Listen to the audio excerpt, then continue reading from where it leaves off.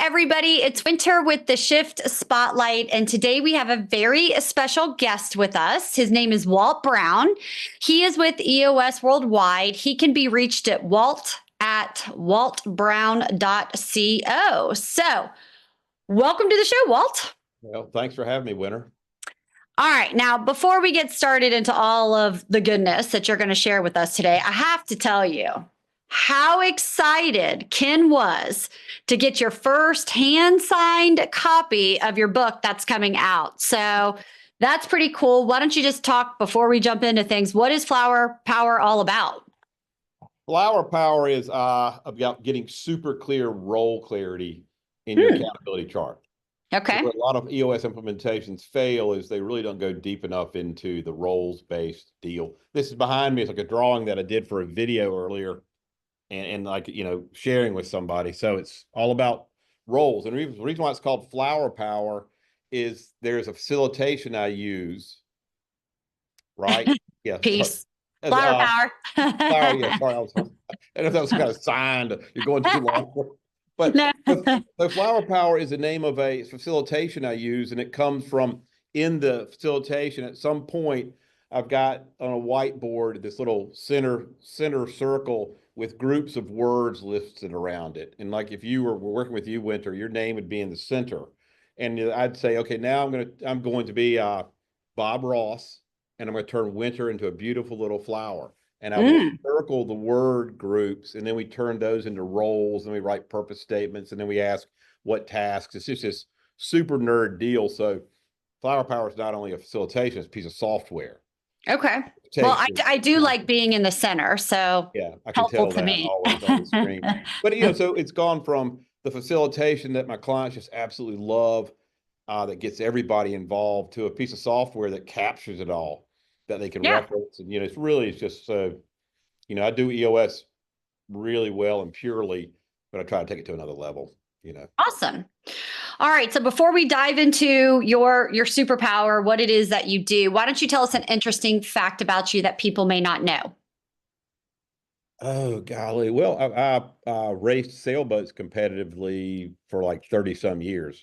Oh, wow. Racing like 75, 80 days a year in places like Sardinia and Key West and Newport and San Francisco. So a lot of the way I look at the world is through competitive sailboat racing. That's very cool. Because I feel like right now with the economy, we were rolling, we were going downwind, the wind was behind you, and it's kind of easy sailing. And now the wind has shifted to more to our bow, and we're having to come up and do more like upwind. And it's like an opportunity. If you can get everything set up and start going upwind, you can crush the people behind you. So that's the unique piece. I actually love that analogy, and I love how that can apply to what you do in your day-to-day. So let me ask you, what inspired you to get involved with EOS and serving companies that are running EOS? Oh, that is funny. So 20 years as a real entrepreneur, took the IQ exam when I was 24, scored low enough when I was allowed to start my own company, and grew that to like 4 companies and got lucky and sold them 20 years later. And I was doing like peer board stuff like Vistage or whatever. Right. And what I found is the CEOs get really good advice from their boards, but they really were struggling to execute. And I was digging around, man. I was reading Good to Great, Built to Last, Rockefeller Habits. And I was like, no, all 20,000-foot books, really not bringing it to the ground. And then I was on my mountain bike one day and the phone rang, and it was Don Tenney, Gino's integrator, making cold calls. And I answered the phone and looked at it, and it's like number from Detroit.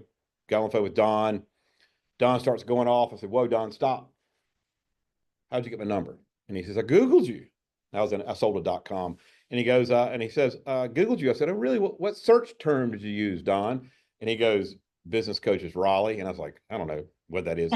What page is on, Don? And Don says, Google search page 9. Page 9? How many guys did you call? And Don says, you're the only one.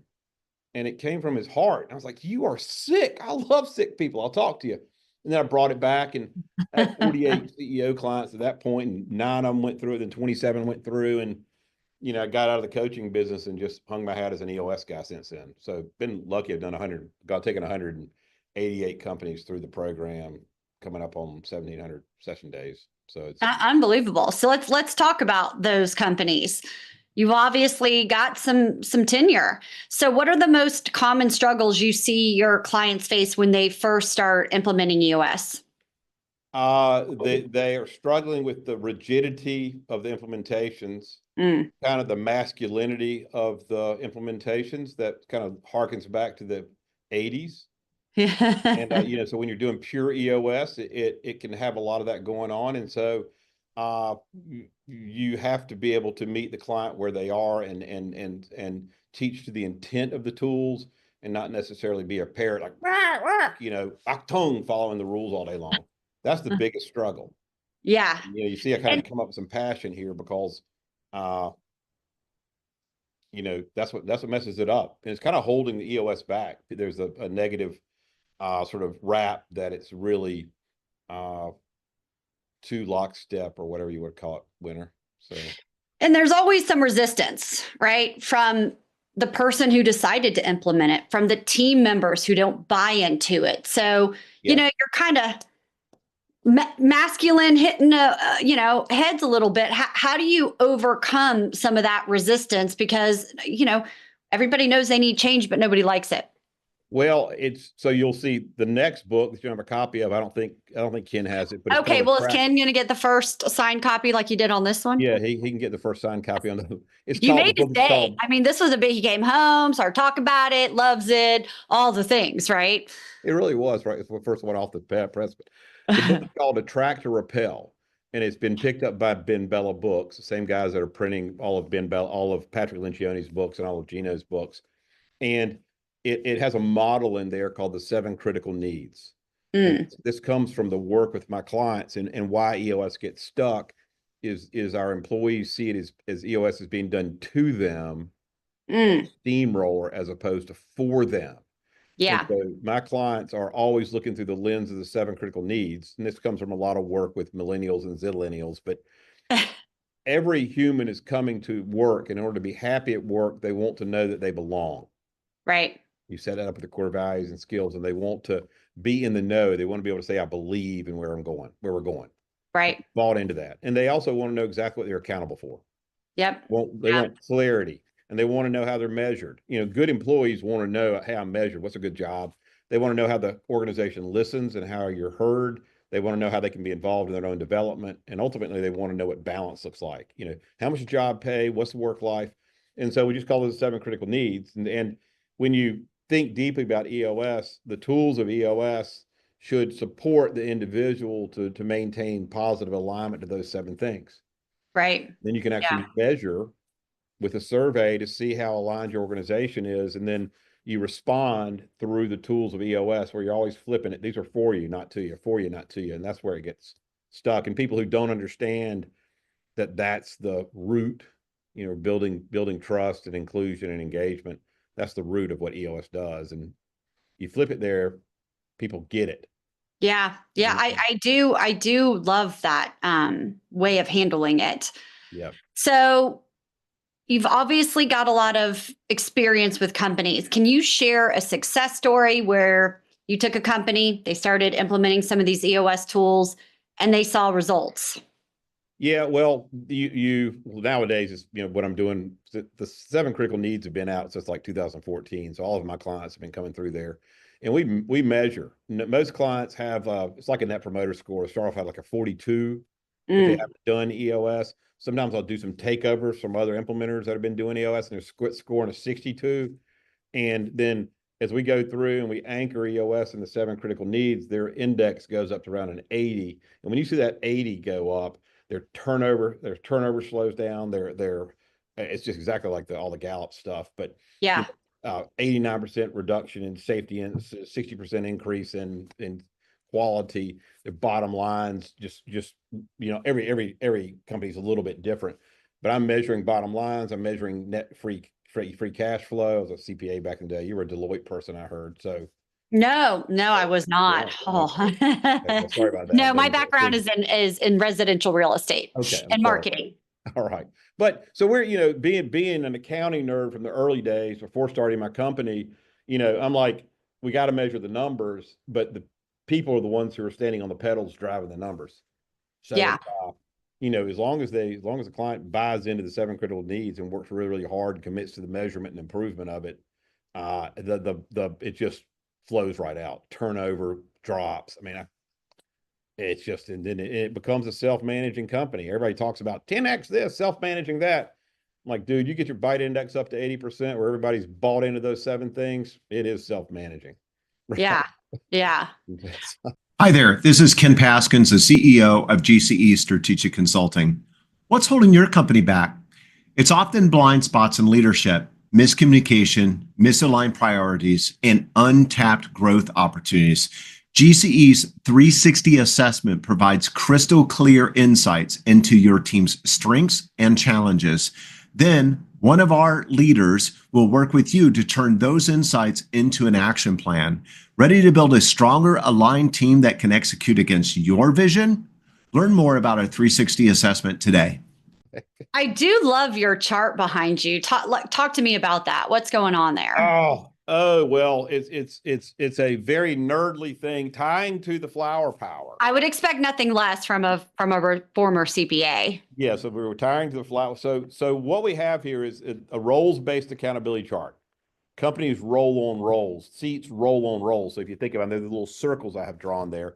Yeah. And you go up, a couple things going on, terminology. The seat does not equal a role. A procedure does not equal a process. A procedure equals a task, and then a process is like a workflow. And what I'm showing is 3 things. The classic EOS setup of the visionary integrator, sales, operations, finance. And then the top corner is the dome top table where we need to make sure that we're capturing every issue. And basically I'm describing there that issues don't fall between seats, they fall between roles, or they get caught between roles, or they fall into a role that doesn't get it, or they fall into a role that doesn't want it, a role that doesn't have the capacity, that's GWC, or a role that doesn't realize that they have to pass work off to another role. Yeah. And then the other one that looks like the little circle pieces, that's a dome top table. And if you notice the circles, the little dots, the roles are the ones that are bellied up to the table and the seats are behind them. And an issue lands on that team table and you're really looking through your role at the issue. You're not looking through your seat. And by getting role clarity, you're able to triangulate. And then the looping piece is about domains and authority. So outside, when it's not overlapped, you're pretty free to run, but you're really clear on it coming together. And then the next one there with the lines, that's like a business process model notation 2.0 diagram, international standard. And when you know your roles, you can get to your tasks. And then you can ask the person from the role in that task, is there an interdependency? Are you depending on work coming from another role, or are you sending work down the role? And the idea here is a role owns the swim lanes. Those are the 3 green lines, and the blue boxes are the tasks. And this shows the handoffs. And so that's like, you get that figured out right there, all your issues go away. So you make it sound so simple. And this, I get it, right? It just clicks, it lands. Yeah, and it sounds so easy. Well, it's easy when you go to flower power, because the point of flower power is it's an inclusive facilitation where we go out to the front lines. And let's say you've got 6 people all doing the same job, a CSR, you get them all in the room, and through the flower power exercise, they define and agree on what all the roles are. And then you ask the people doing the work, what are the tasks you're doing? What systems do you log it into? So you go to that front line, you get all their work, all that tribal knowledge, and you capture it, and then you sweep it to the center. So that's flower power makes that behind me super simple, and people get it, and you don't scare them, and you're not moving seats around. It's like freaking everybody out, causing a bunch of issues. Yeah, kicking people off the leadership team. Stop.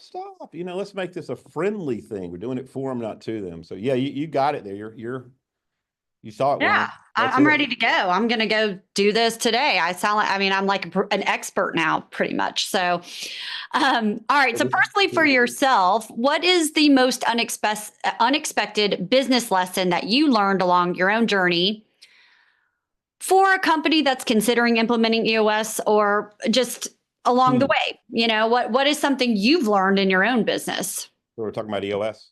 Or just your work in EOS, your work with companies, is something that it was an unexpected business lesson for you. Oh, it's just like, don't wait till tomorrow to get organized around this stuff.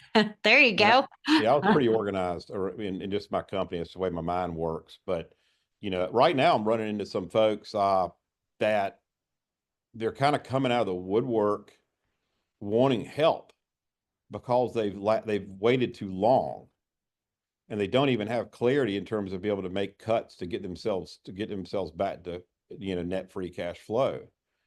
And then they're coming in and they're like, we can't afford you to do the work because do It's it now. gone too long. They've gone too long. And then it's back to this has just happened in the last, it got super quiet from July until now in like 3 weeks. Bless their hearts, they're coming up and saying, hey, I'm really been carrying people, and I'm dipping into my savings, and I'm selling this or selling that to fund my business. And I'm saying, you got to do it freaking now. And they go back to their leadership team or their executive team. The team's like, we can't afford him. Even if I give them a break. You can't not afford me. You can't not. You got to get clear, because if you got to do headcount cuts, you need to know where the roles are. Yeah. And it's like, I'm like, we can do this on day one. And that's just a little bit of a shame of just, don't wait, get organized now.